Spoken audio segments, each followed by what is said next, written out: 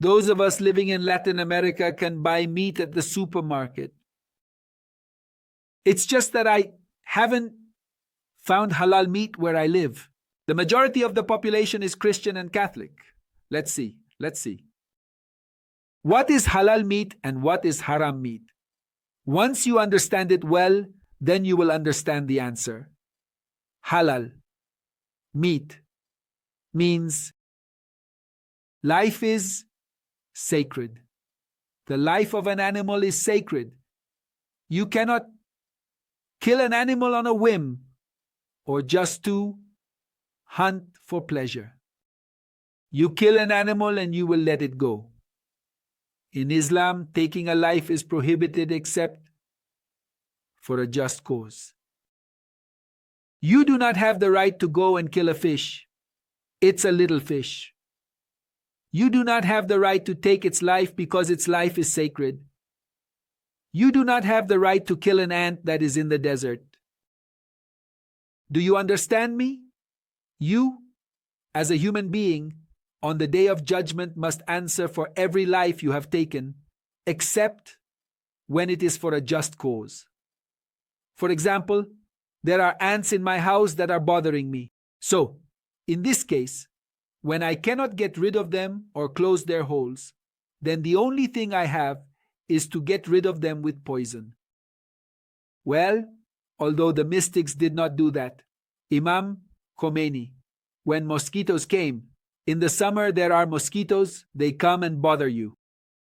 Imam Khomeini did not kill them. He would open the window with a towel. There, he would expel them from the room. He did not kill. Why? Because a mystic like Imam Khomeini understands how heavy it is in the spiritual world to take the life of a living being. Do you understand me? Now that you have understood, let's see. Here is a lamb, there is a ram, there is a cow. Taking the life of that animal is done with God's permission, according to what God has taught you, which is called halal sacrifice. Then you are going to separate the soul from that animal. You are going to kill it. You turn a living animal into a corpse, into a dead animal. You do it according to the ritual that God allowed you. Then, that meat will be pure, blessed, and lawful to eat. Because with God's permission, according to God's ritual, you have taken the soul away. God commands us that necessarily the person must be a believer, must be a Muslim. Man, woman, big, small, adult, teenager, it doesn't matter. Sunnita doesn't matter. They just must be Muslim. The only person who has the right to take the life of an animal is a Muslim.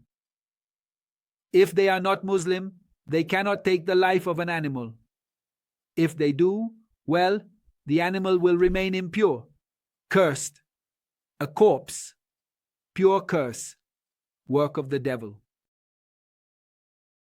In the case that he is a Muslim with a well-sharpened iron knife, not made of other material, of iron, facing Qibla, towards where we pray, the throat, the leg of the animal towards Qibla.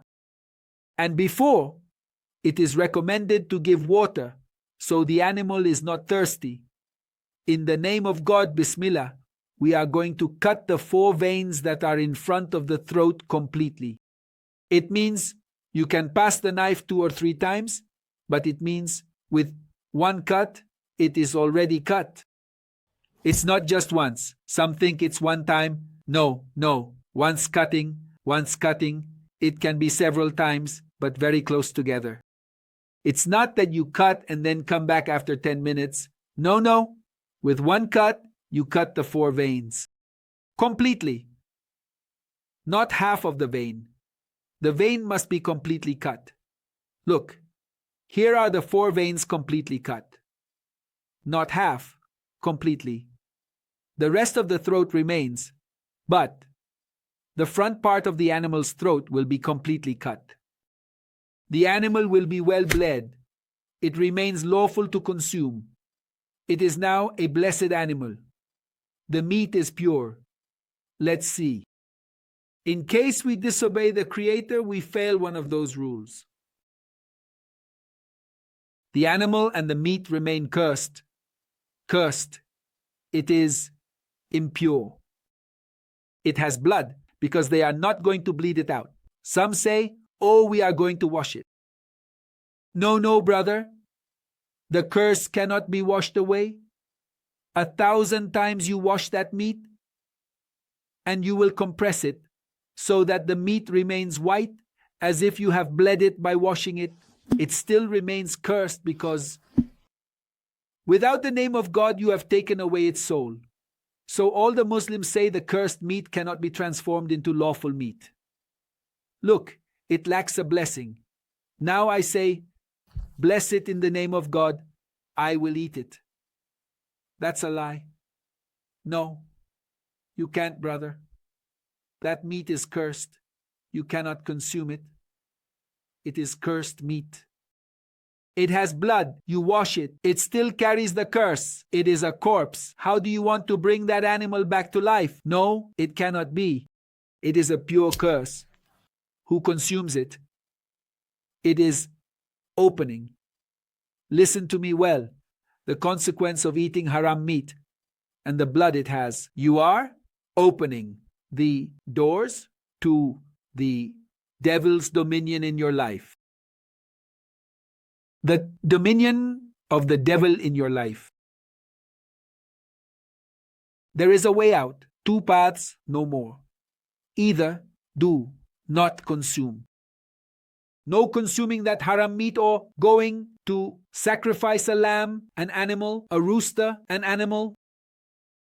You yourself are going to look to sacrifice it, or you look for halal meat, or you will not consume meat.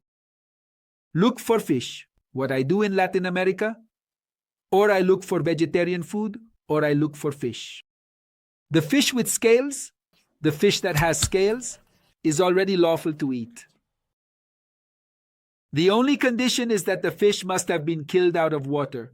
When they catch it, it must have died out of water. Ready? It is allowed to eat. So, never, ever in Islam, it is never allowed to consume that cursed haram meat that is from the forbidden. Well, that's all. Take care. Stay away from all that sin, which will be the gateway to all the curse in your life. When you start eating that meat, then you start getting involved with the girl. You start betraying your wife. Thousands of sins come from consuming that haram meat. So be very careful and stay away as much as possible.